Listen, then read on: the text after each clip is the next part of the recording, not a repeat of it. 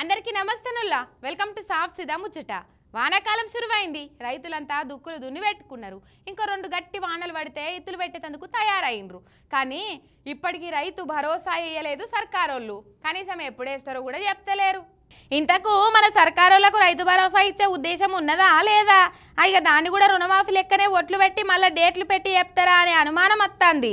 వానాకాలం వచ్చింది, ఇత్తనాలు అలికేందుకు రైతులు తయారైతుండ్రు. కానీ ఇంతవరకు పెట్టుబడి సాయం అందలేదు. రైతు భరోసా ఇచ్చేందుకు సర్కారోళ్ళు దండలాడుతున్నట్టు కూడా ఏడా కనిపిస్తలేదు. యాసంగి లెక్కనే పంట కోతలు అయిపోయినాక ఇస్తారా లేక సీజన్కు ముందుగానే ఇస్తారా అన్నది తెలుస్తలేదు.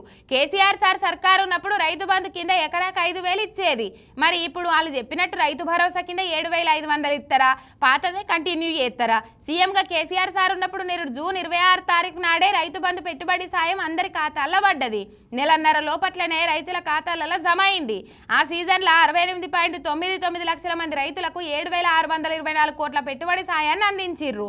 అయితే ముగిసిన యాసంగి సీజన్లో రైతు బంధు కింద నిధులు విడుదల చేసిన కాంగ్రెస్ ప్రభుత్వము వానాకాలం సీజన్ నుంచి రైతు భరోసాను అమలు చేస్తామని తెలిపింది.